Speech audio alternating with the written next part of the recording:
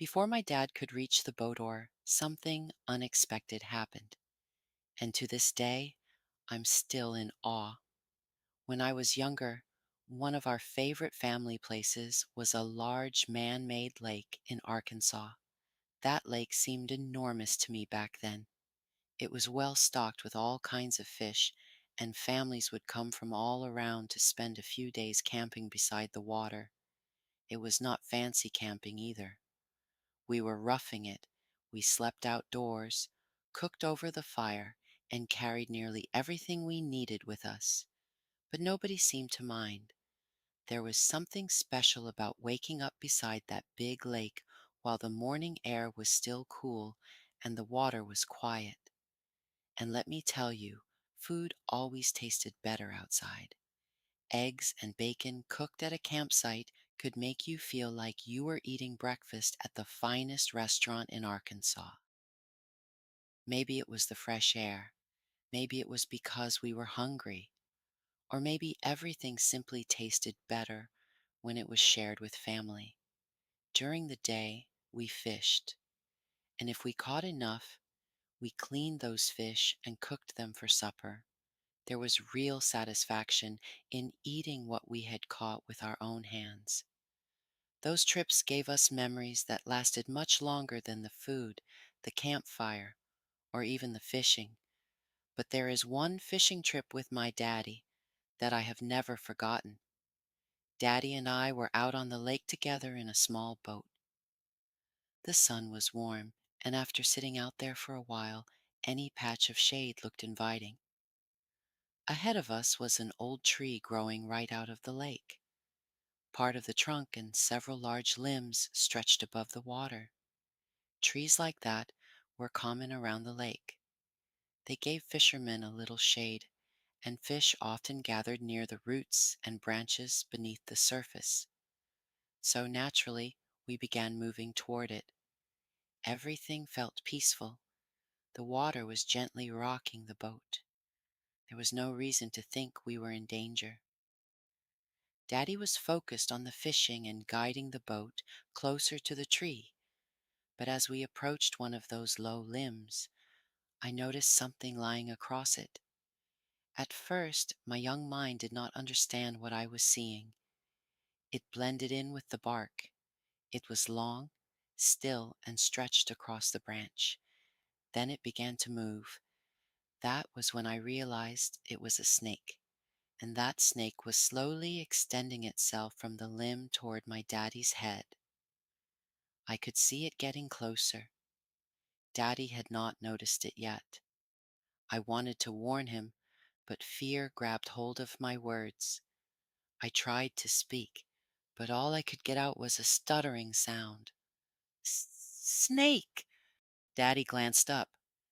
The moment he saw it, he began reaching for the boat oar. I suppose he planned to use the oar to push the snake away, or protect himself if it struck. But everything was happening too quickly.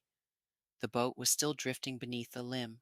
The snake was already stretching farther toward him.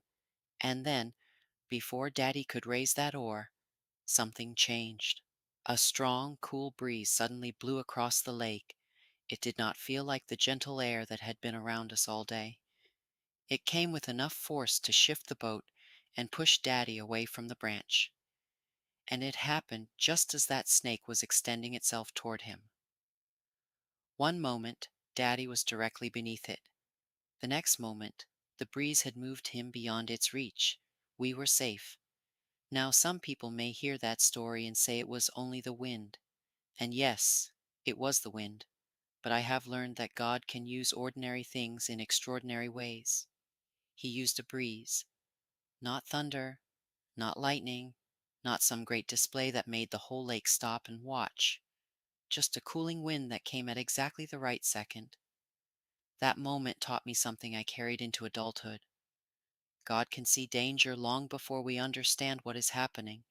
He can protect us before we have time to react. Sometimes His protection comes through a warning. Sometimes it comes through a delay. Sometimes it comes through an animal that refuses to move, a door that will not open, or a plan that suddenly changes. And sometimes the hand of God feels like a breeze blowing across an Arkansas lake. Daddy was ready to protect himself with that boat oar. But before he could even lift it, help had already arrived. I was only a child, but I understood that something had happened at exactly the right moment, and I never forgot it. That fishing trip began like so many others, with sunshine, family, good food, and hopes of catching supper. But it became one of the first times I realized that God's care is not limited to church buildings, prayer meetings, or Sunday mornings. He is present beside the campfire. He is present in the fishing boat. He is present when a frightened child can barely get the words out. And He is present when danger is hanging just above our heads. Psalm 121 says, "The Lord shall preserve thee from all evil. He shall preserve thy soul." I believe the Lord preserved my daddy that day. And perhaps there have been moments in your own life when something moved you, stopped you, delayed you, or warned you just in time. You may have called it luck. You may have called it coincidence. But looking back now, you may recognize that God was watching over you. This story is true. I was there. I saw the snake. I watched my daddy reach for the oar, and I felt the breeze that moved him out of harm's way. Sometimes God's protection does not arrive with a loud announcement. Sometimes it comes quietly. Sometimes it comes suddenly. And sometimes it comes on the wind.